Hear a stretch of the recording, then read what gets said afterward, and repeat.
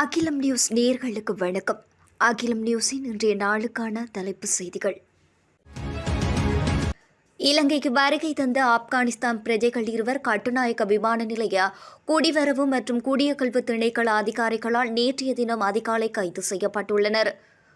போலி கடவுச்சீட்டுகளை பயன்படுத்தி நாட்டுக்குள் நுழைந்த காரணத்தினால் ஆப்கானிஸ்தான் பிரஜைகள் கைது செய்யப்பட்டுள்ளனர். கைது செய்யப்பட்ட சந்தேக நபர்கள் இருவரும் 21 மற்றும் 23 வயதுடைய ஆப்கானிஸ்தான் பிரஜைகள் ஆவார். இருவரும் சமர்ப்பித்த கடவுச்சீட்டுகள் குறித்து சந்தேகமடைந்த குடிவரவு மற்றும் குடியகல்வு திணைக்கள அதிகாரிகள் கடவுச்சீட்டுகளை சோதனையிட்டுள்ளனர். இதன்போது இந்த கடவுச்சீட்டுகள் போலியாக தயாரிக்கப்பட்டது என உறுதி செய்யப்பட்டிருந்தது. பின்னர் மேற்கொள்ளப்பட்ட சோதனையில் சந்தேக நபர்களின் பயண பொதிகளில் இருந்து ஆப்கானிஸ்தான் கடவுச்சீட்டுகள் 2 கண்டுபிடிக்கப்பட்டுள்ளன. சந்தேக நபர்கள் இருவரும் சட்டவிரோதமாக இலங்கையில் தங்கியிருப்பதற்கு முயன்றுள்ளதாக விசாரணையில் தெரியவந்துள்ளது. ஜனாதிபதி அனுரகுமார திசாநாயக்க சீனாவிற்கு மேற்கொண்ட விஜயத்தின் பின்னர் இந்திய நிறுவனம் ஒன்றுடன் இணைந்து முன்னெடுக்கப்பட்டுள்ள திட்டம் அரசியல் வட்டாரங்களில் பேசுபொருளாக மாறியுள்ளது. இலங்கை பெட்ரோலிய கூட்டுத்தாபனம் மற்றும் இந்திய நிறுவனம் ஒன்றுக்கிடையே ஒரு கூட்டு முயற்சியை நிறுவி மீதமுள்ள திருகோணமலை எண்ணெய் தொட்டி வளாகத்தை மேம்படுத்த திட்டமிட்டுள்ளதாக ஜனாதிபதி அனுரகுமார திசாநாயக்க தெரிவித்துள்ளார். இந்த முயற்சி வரலாற்று சிறப்புமிக்க திட்டத்தை நவீனமயமாக்குவதையும் உலகளாவிய எண்ணெய் வர்த்தகத்தில் இலங்கையை ஒரு முக்கிய பங்காளராக நிலைநிறுத்துவதையும் நோக்கமாக கொண்டுள்ளது. ஆஸ்வசும 2ஆம் கட்டத்திற்கான விண்ணப்பங்களை சமர்ப்பித்த குறைந்த வருமானம் பெறும் குடும்பங்களின் மக்கள் தொகை கணக்கெடுப்பு இன்று ஆரம்பமாக உள்ளது. இந்த விடயத்தினை நலன்புரி நன்மைகள் சபை தெரிவித்துள்ளது. அத்துடன் 2ஆம் கட்டத்திற்காக நலன்புரி நன்மைகள் சுமார் 8 லட்சம் விண்ணப்பங்களை பெற்றுள்ளதாக குறிப்பிடப்பட்டுள்ளது. இந்த நிலையில் குறித்த விண்ணப்பங்களிலிருந்து நலத்திட்ட உதவிகளை பெற தகுதியானவர்களை தேர்ந்தெடுக்கும் நோக்கில் வீடு வீடாக சென்று மக்கள் தொகை கணக்கெடுப்பு நடாத்தப்படும் என்று தெரிவிக்கப்பட்டுள்ளது. வடமாகாண தொழிற்கோரும் பட்டதாரிகள் சங்கத்தினால் யாழ்ப்பாணத்தில் நேற்றைய தினம் காலை போராட்டம் ஒன்று முன்னெடுக்கப்பட்டுள்ளது. யாழ் வீரசிங்கம் மண்டபத்திற்கு முன்பாக அமைந்துள்ள உலக தமிழாராய்ச்சி மாநாட்டு படுகொலை நினைவு தூபியின் முன்னிலையில் ஒன்று கூடிய பட்டதாரிகள் சங்கத்தினர் தமிழ்தாய் வாழ்த்துடன் கவனஈர்ப்பு போராட்டத்தை ஆரம்பித்தனர். பல்வேறு கோஷங்களை எழுப்பியவாறும் பதாதைகளை ஏந்தியவாறும் போராட்டத்தை முன்னெடுத்துள்ளனர். உலக தமிழாராய்ச்சி மாநாட்டு படுகொலை நினைவு தூபியிலிருந்து யாழ் நகரினூடாக ஆளுநர் அலுவலகத்திற்கு சென்று அங்கு போராட்டத்தில் ஈடுபட்டனர். போராட்டக்காரர்களை சந்தித்த ஆளுநர் தொழில் கோரும் பட்டதாரிகளின் பிரச்சினை நாடு முழுவதும் இருப்பதாகவும் இது தொடர்பான ஒரு பொறிமுறை உருவாக்கப்பட்டு அது தொடர்பில் நடவடிக்கைகள் முன்னெடுக்கப்படும் எனவும் கூறியுள்ளார். கண்டி மகியங்கனை வீதி இன்று மாலை 6 மணி முதல் மூடப்பட்டுள்ளது. சீரற்ற வானிலை காரணமாக கண்டி மகியங்கனை வீதி இன்று மாலை 6 மணி முதல் மூடப்பட்டுள்ளதாக தேசிய கட்டட ஆராய்ச்சி நிறுவனம் தெரிவித்துள்ளது. அதன்படி அந்த மார்க்கத்தில் ககடகுள்ள பகுதியில் 44 கீழ் 1 கிலோமீட்டர் தூணருகே மூடப்பட்டுள்ளதாக தெரிவிக்கப்படுகின்றது. குறித்த பகுதியில் பாறைகள் இடிந்து விழும் அபாயம் இருப்பதாக தேசிய கட்டட ஆராய்ச்சி நிறுவனம் தெரிவித்துள்ளது. கட்டுநாயக்க சர்வதேச விமான நிலையத்தின் ஓடுபாதைக்கு அருகில் பறவை கூட்டத்தை சுட்டுக்கொள்ள முற்பட்டதில் 3 அதிகாரிகள் காயமடைந்துள்ளனர். காயமடைந்தவர்கள் நீர்கொழும்பு பொது வைத்தியசாலையில் அனுமதிக்கப்பட்டுள்ளனர். கட்டுநாயக்க விமான நிலையத்தில் நேற்று முற்பகல் 11:45க்கு விமான நிலைய ஓடுபாதைக்கு மேலே பறக்கும் பறவைகள் கூட்டம் குறித்து தகவல் கிடைத்துள்ளது. இதனை அடுத்து 3 அதிகாரிகள் விமான ஓடுபாதைக்கு அருகில் சென்று சில வெடிபொருட்களை கொண்டு பறவைகள் கூட்டத்தின் மீது தாக்குதல்களை மேற்கொண்டனர். இந்நிலையில் குறித்த வெடிபொருட்கள் அதிகாரிகள் பயணித்த மகுழுந்து மீது விழுந்ததாகவும் அதில் சில வெடிபொருட்கள் வெடித்த மகுழுந்துகள் மீது தீப்பிடித்ததாகவும் கூறப்படுகின்றது.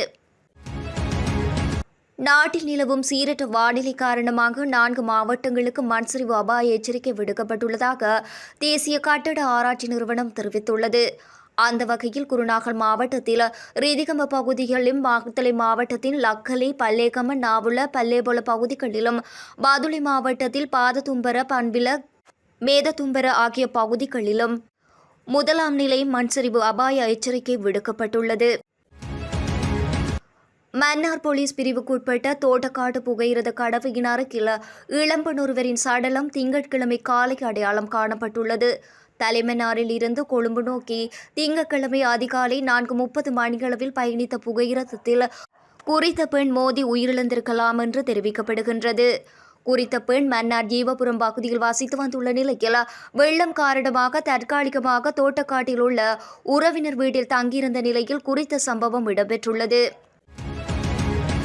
நாட்டில் இனி ஒருபோதும் அரிசி தட்டுப்பாடு ஏற்படாது என ஜனாதிபதி அனுரகுமார திசாநாயக்க உறுதியளித்துள்ளார். ஹொரணை பகுதியில் நேற்று நடைபெற்ற மக்கள் சந்திப்பில் கலந்து கொண்டு உரையாற்றிய போதே அவர் இதனை குறிப்பிட்டுள்ளார். நாட்டில் எவ்வளவு அரிசி உற்பத்தி செய்யப்படுகின்றது, எவ்வளவு நுகரப்படுகின்றது, எவ்வளவு பற்றாக்குறை ஏற்படுகின்றது என்பது தொடர்பில் தரவுகள் இல்லை. இனி ஒருபோதும் அரிசி தட்டுப்பாடு ஏற்படாது. நிர்ணய விலையை விட ₹1 அதிகரித்து செல்லும் அரிசி விற்பனையை செய்ய இனி இடமளிக்க மாட்டோம் என்கின்றார் அவர். காத்தான்குடியிலிருந்து கொழும்பு நோக்கி பயணித்த பேருந்தொன்று சேரனுவர கந்தளாய் வீதியில் சேரனுவர கல்லாறு இராணுவ முகாமுக்கு அருகில் விபத்துக்குள்ளானது. குறித்த விபத்தில் சுமார் 14 பேர் காயமடைந்துள்ளதாக காவல்துறையினர் தெரிவித்துள்ளனர். பேருந்து வேக கட்டுப்பாட்டை இழந்த நிலையில் வீதியை விட்டு விலகி மரம் ஒன்றுடன் மோதியதில் இந்த விபத்து ஏற்பட்டுள்ளது. விபத்தில் காயமடைந்த 14 பேர் சிகிச்சைக்காக சேரனுவர வைத்தியசாலையில் அனுமதிக்கப்பட்ட நிலையில் பின்னர் 9 பேர் மேலதிக சிகிச்சைக்காக திருகோணமலை வைத்தியசாலைக்கு மாற்றப்பட்டுள்ளனர். கிழக்கு மாகாணத்தில் மூடப்பட்ட அனைத்து பாடசாலைகளுக்கும் இன்று முதல் மீண்டும் ஆரம்பிக்கப்படும் என கிழக்கு மாகாண ஆளுநர் ஜெயந்தலால் ரத்னசேகர தெரிவித்துள்ளார். நாட்டில் நிலவும் மோசமான வானிலை காரணமாக மாகாணத்தில் உள்ள அனைத்து பாடசாலைகளும் நேற்று மூடுவதற்கு தீர்மானிக்கப்பட்டிருந்தது. எனினும் அனைத்து பாடசாலைகளும் இன்றைய தினம் முதல் மீண்டும் திறக்கப்பட்டு வழமை போல் இயங்கும் என கிழக்கு மாகாண ஆளுநர் குறிப்பிட்டுள்ளார். கம்பளை தவுகல போலீஸ் பிரிவுக்குட்பட்ட பகுதியில் ஆணொருவரின் சடலம் மீட்கப்பட்டுள்ளதாக போலீசார் தெரிவித்துள்ளனர். குறித்த சடலமானது நேற்று காலை கொட்டகத்தனிய பிரதேசத்தில் உள்ள மரக்கறி தோட்டம் ஒன்றிலிருந்து மீட்கப்பட்டுள்ளது. சம்பவத்தில் கடுகண்ணாவ பகுதியைச் சேர்ந்த முதலிவத்த பிரதேசத்தில் வசித்து வரும் KG விஜயரத்ன என்ற 62 வயதுடைய நபரை இவ்வாறு சடலமாக மீட்கப்பட்டுள்ளார். எரிபொருள் விலைகளை குறைப்பதற்கான சாத்தியக்கூறுகளை விரைவில் பரிசீலிக்க சம்பந்தப்பட்ட தரப்பினருடன் கலந்துரையாடல்கள் நடத்தப்படும் என ஜனாதிபதி அனுரகுமார திசாநாயக்க தெரிவித்துள்ளார்.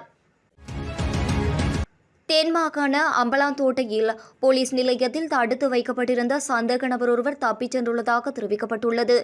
நேற்று முன்தினம் இரவு மற்றொரு கைதி சிறையில் இருந்து விடுவிக்கப்பட்ட போது அந்த சந்தர்ப்பத்தை பயன்படுத்தி குறித்த சந்தேக நபர் தப்பி சென்றதாக போலீசார் சந்தேகிக்கின்றனர்.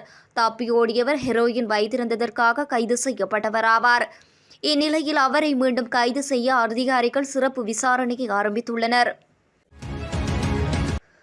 இத்துடன் அகிலம் நியூஸின் இன்றைய நாளுக்கான தலைப்புச் செய்திகள் நிறைவடைகின்றன.